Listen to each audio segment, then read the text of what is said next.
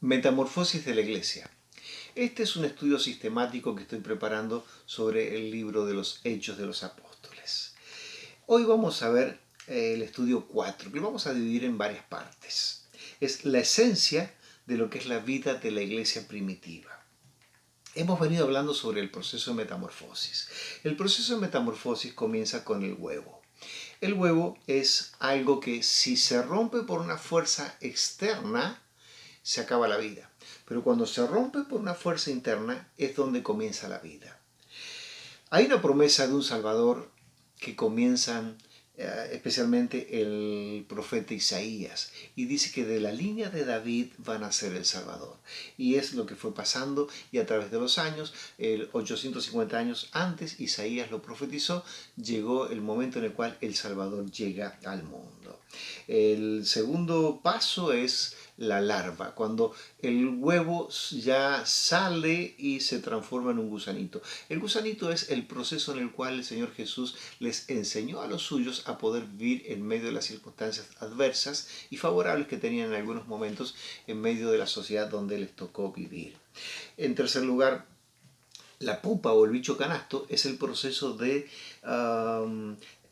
en el que nos encontramos desde la resurrección de Jesús hasta el día de Pentecostés. Es un proceso en el que estuvo guardado, es un proceso en el cual Él llega ahí, asciende, y después el poder del Espíritu Santo llega. Y ahí es cuando nosotros vemos que la mariposa emerge de esa pupa y empieza a volar. La iglesia primitiva empezó a volar. ¿Y de qué forma comenzó a volar? De una forma extraordinaria. La misión del libro de los Hechos, a mi criterio, está en Hechos 1:8. Pero recibiréis poder cuando haya venido sobre vosotros el Espíritu Santo, me seréis testigos en Jerusalén, Judea, Samaria y hasta lo último de la tierra. Es un proceso que Dios le dio a la iglesia, y la iglesia tenía que respetar este proceso.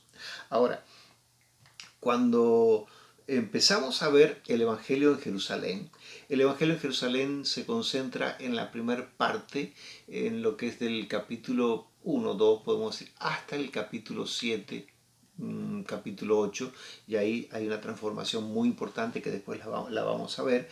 Pero en primer lugar se habla de arrepentimiento, se habla de investidura de poder, se habla de multiplicación. Vemos muchos números dentro del libro de los Hechos.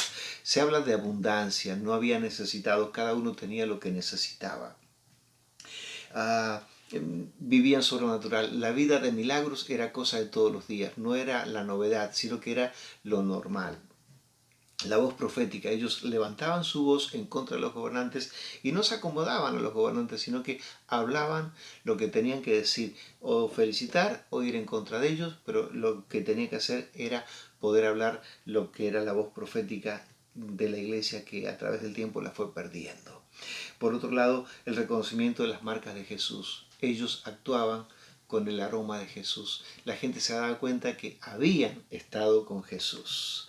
Las adversidades internas y externas que se tuvieron, los problemas internos que pasaron como iglesia y los problemas externos que afectaron en cierta forma a la iglesia. Hoy vamos a ver las primeras partes. El arrepentimiento. El arrepentimiento es la base fundamental de la vida cristiana. Sin arrepentimiento no puede haber perdón de pecados. Hoy en día la iglesia ha perdido la palabra arrepentimiento, no sabe ni dónde la dejó. La palabra arrepentimiento es fundamental, porque a partir de ahí se puede trabajar en la vida de una persona. Sin arrepentimiento no puede haber perdón de pecados. Si no hay perdón de pecados, no hay un cielo para la persona, sino que hay todo lo contrario. Dice el libro de los Hechos, capítulo 3, verso 19.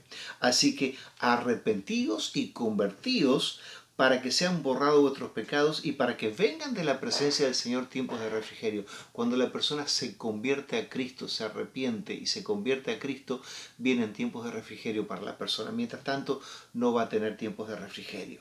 4:12 dice, y en ningún otro hay salvación, porque no hay otro nombre dado a los hombres en quien podamos ser salvos, solamente en el nombre de Jesús.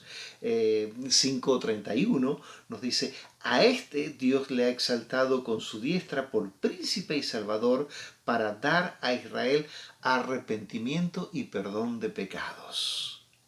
En segundo lugar, la investidura de poder. Es cuando Dios le da ese poder a la iglesia. Mientras tanto, la iglesia actúa sin el poder.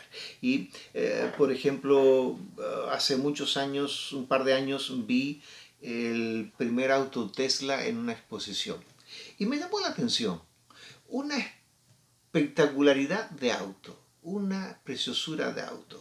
Un auto con todas las delicadezas que puede llegar a ver. Eléctrico de punta a punta, no contamina, es decir, un auto casi perfecto. Es un auto que me fascinó cuando lo vi. Es un auto que tiene en condiciones técnicas como 500 caballos en adelante hasta 700 de acuerdo a los modelos. Puede levantar de 0 a 100 kilómetros en el tiempo de 3.4 segundos. Es un espectáculo, es algo realmente muy alto y desarrolla 260 kilómetros por hora. Ahora, es como la iglesia. Ese auto es una exageración de auto. Ahora, ¿qué pasaría si le dijeran, acá tiene el auto, pero no tiene baterías? ¿Qué sentido tendría? La Iglesia del Señor en muchos momentos ha actuado de una forma en la cual actúa como el auto sin las baterías. Nos hemos conformado con llevar adelante programas, nos hemos conformado con desarrollar ciertas cosas, nos hemos conformado con un montón de cosas, pero la iglesia no ha tenido poder. Y esto nos habla de lo que es el poder de la iglesia en medio de lo que es las circunstancias, los momentos que estamos viviendo como iglesia en medio de este mundo. Dice, y fueron todos llenos del Espíritu Santo y comenzaron a hablar en otras lenguas según el Espíritu que les daba que hablase. Era condición normal que cada persona que se levantaba a hablar estaba llena del Espíritu Santo. Era imposible en aquel momento poder levantarse a hablar en medio de condiciones adversas si no estaba llena del Espíritu Santo. Hechos 4.8 dice, entonces Pedro, lleno del Espíritu Santo, le dijo, gobernantes y pueblo de Israel, ancianos de Israel. ¿Cómo se iba a levantar alguien a hablarle a ellos sin ser llenos del Espíritu Santo? Tenía la muerte asegurada. Hechos 4.31 dice, cuando hubieron orado el lugar donde estaban congregados tembló. Y todos fueron llenos del Espíritu Santo y hablaban con denuedo, con soltura, la palabra de Dios. Hechos 6.3 nos dice, buscad pues, hermanos, de entre vosotros a 7 varones de buen testimonio, llenos del Espíritu Santo y de sabiduría, a quienes encarguemos este trabajo. Un trabajo doméstico, un trabajo simple, un trabajo que quizás no era un trabajo ministerial fuerte o ministerial visible, pero necesitaban que las personas estuvieran llenas del Espíritu Santo y de sabiduría. La condición normal y natural era que las personas estuvieran llenas de Dios para poder servir en lo que fuera. Hechos 6.10 nos dice, pero no podían resistir la sabiduría y al espíritu con que él hablaba. Se refiere específicamente a Esteban. Y cuando dice espíritu, lo dice con mayúscula. Y esto es una referencia al Espíritu Santo. Era imposible ir en contra de Esteban porque Esteban tenía un espíritu superior. Tenía el Espíritu de Dios, el Espíritu Santo, que lo hacía diferente. En tercer lugar, la multiplicación. Cuando vemos el libro de los Hechos, las estadísticas que muestra el libro de los Hechos, no nos podemos menos que asombrar.